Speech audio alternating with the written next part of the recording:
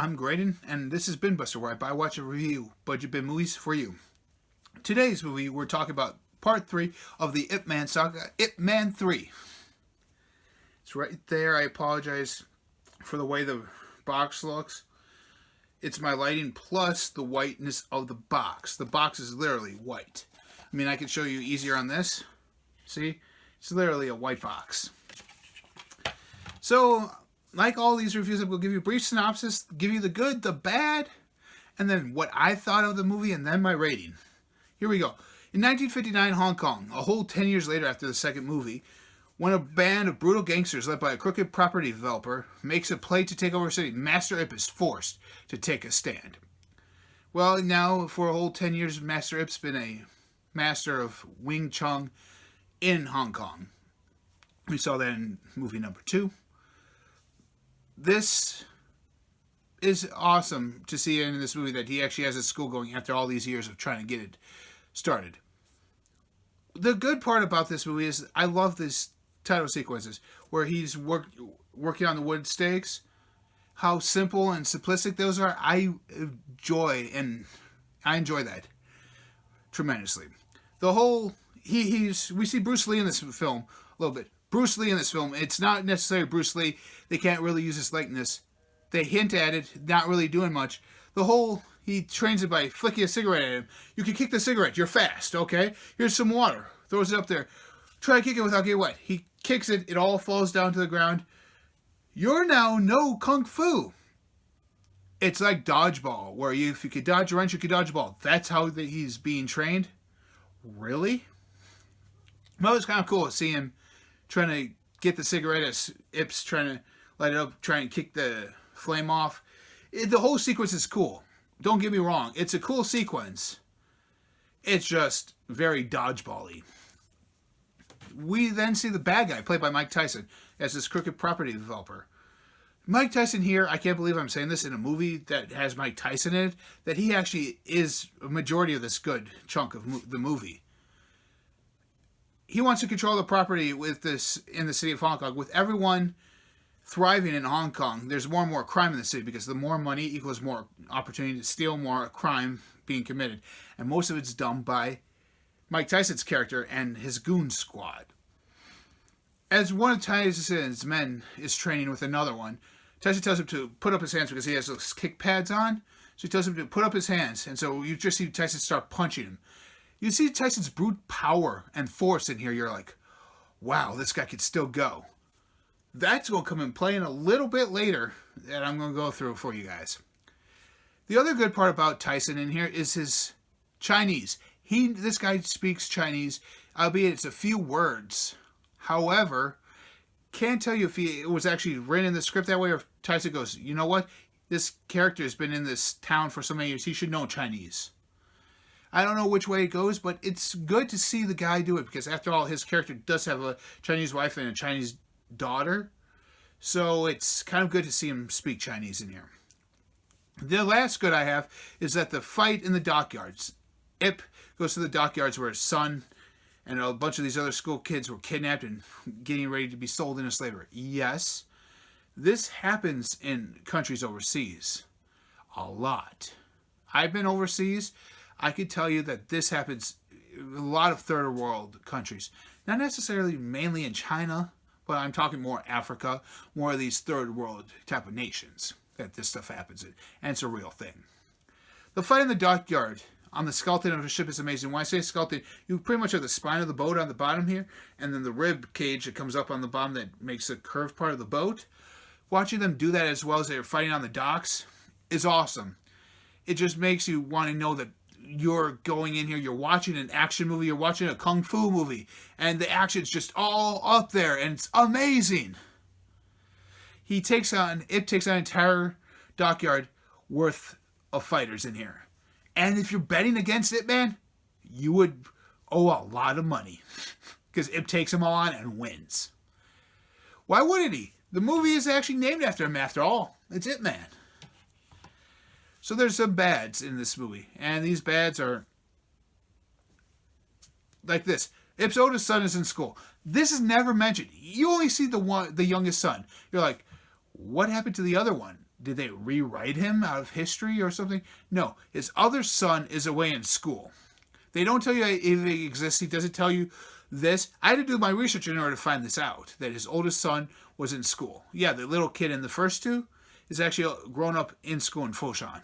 If Foshan was so bad during this time, why would you want to send him there? I understand it's the top school in China at that time, but why would you want to send him there if it's still bad?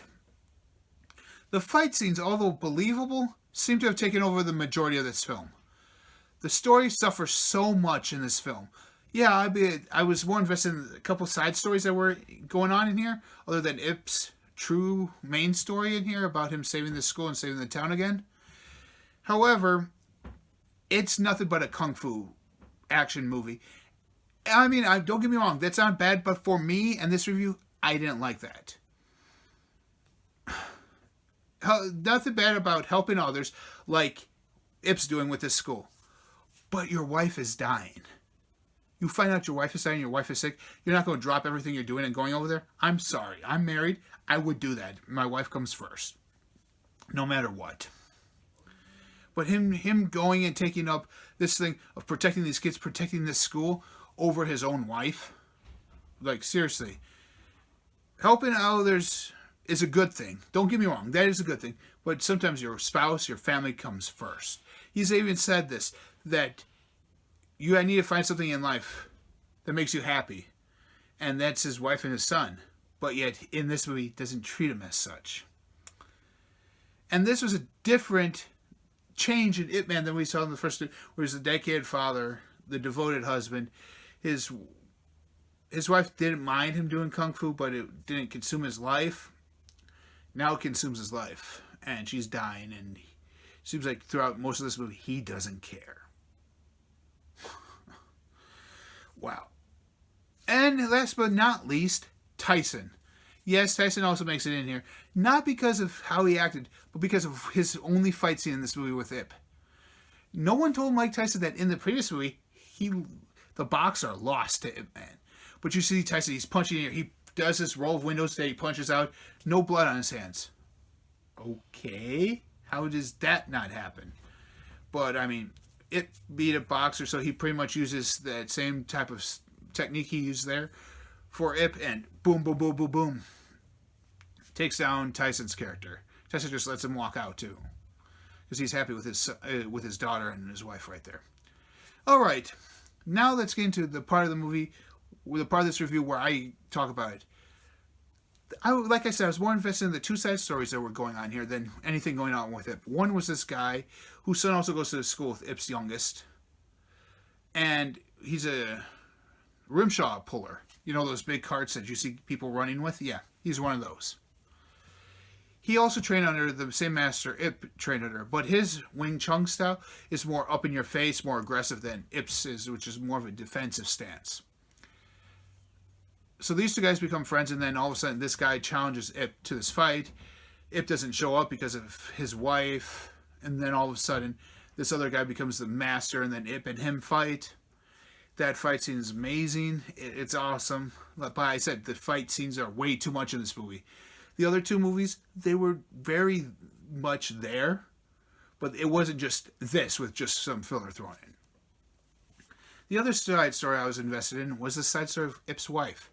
We find out in here that she's dying of cancer, and she just wants to be with Ip, wants to spend time with him, wants to make sure their son will be taken care of good when she's gone. I was more invested in this emotional story than I was with anything Ip was doing throughout this entire film, like I said previously. I don't know about you guys. If any of my viewers out there are married, you guys can attest to this. Your spouse comes first. Your kids come first. No, if your spouse is sick, don't you guys just drop everything you do and try and take care of them? I do with my wife. If she's sick, I'm like, honey, are you sure you want me to do this? Oh, yeah. She goes, yeah, go out and have fun with your friends. I'm thinking, I'm not having much fun if I'm in my brain, and my thoughts are out there with my wife. So, that's just me. That's how I was raised. That's how I perceive marriage and perceive the husband-wife tandem that way. But beyond that, those are my thoughts on this movie. What will I rate Ip Man 3 with? I hate to say it. I give it 3 stars. Yeah, 3 stars. Is it that great of a movie? It is, but even the box says it. Here's what the box says. Amazing action, bone-crushing moments. Yeah, it's pretty much, this has become a kung fu movie. That's all you're getting from this movie. It's a kung fu movie. Don't get me wrong, if you're just looking for an action adventure, an action movie that's a lot on action and a little bit on story, then this is for you. Without anything like that, if you're looking for more story, this one's not for you. So, without further ado, I'm Graydon. Remember, this has been Buster.